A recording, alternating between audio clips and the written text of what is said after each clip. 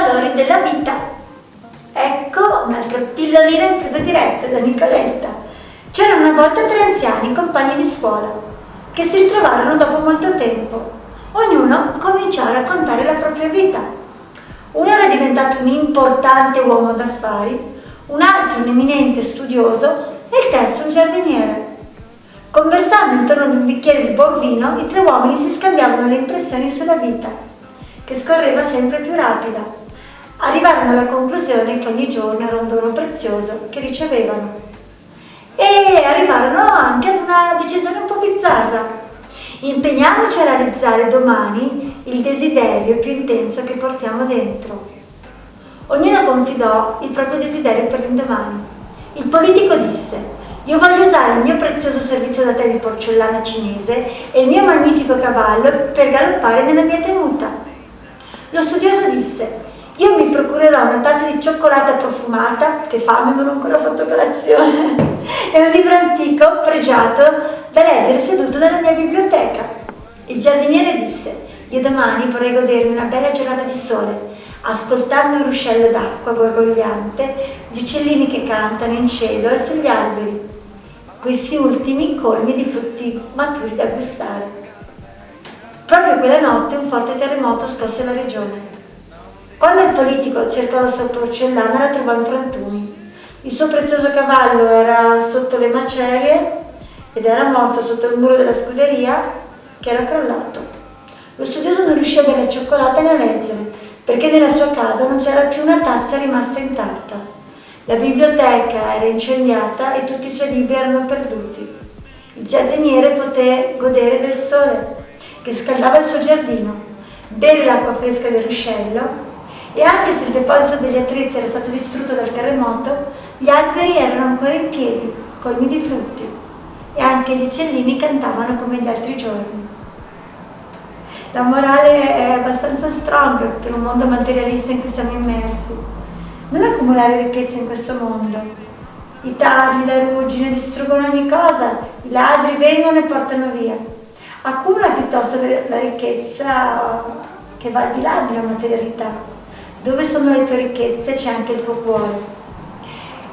Cosa penso di questo? Certo, siamo in un mondo materiale ed è anche bello, a me piace vivere comunque in un mondo in cui sto bene, in cui ho le mie cose, in cui ho le mie certezze, in cui sono nella mia casa, in cui sono nel bello. Sicuramente questo sì, però quante volte succede che ci sono persone che sono attorniate di tantissime belle cose e dentro sono sole? Quante volte succede che magari ci sono persone che hanno appartamenti, uffici, magari una bellissima spa personale, magari una casa, macchine, moto, case di qua, case di là, però dentro alla fine sono sole e vivono una vita veramente sola perché hanno paura di essere feriti, perché preferiscono magari vivere in modo diverso, perché hanno paura di aprirsi, perché hanno paura dell'amore, perché hanno paura di darsi ancora.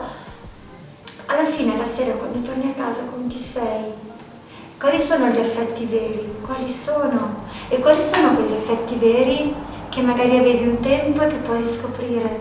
E quali sono quegli affetti veri a cui puoi dare la possibilità? Perché le persone dal dolore cambiano e imparano, perché le persone dal dolore crescono, perché le persone dal dolore possono imparare che possono essere più presenti, che possono avere più attenzioni, che possono essere più attente alla persona con cui stanno, perché le persone acquisiscono nel dolore una nuova leggerezza, acquisiscono la capacità di capire che non ha senso il litigio, non ha senso la discussione, non ha senso lo scontro, quello che ha senso è il sorriso, la leggerezza, il godere anche del silenzio accanto alla persona che ami, il godere anche dello star bene nella semplicità, del piantare un ulivo in giardino, di piantare dei fiori nella casa vicino al mare, nel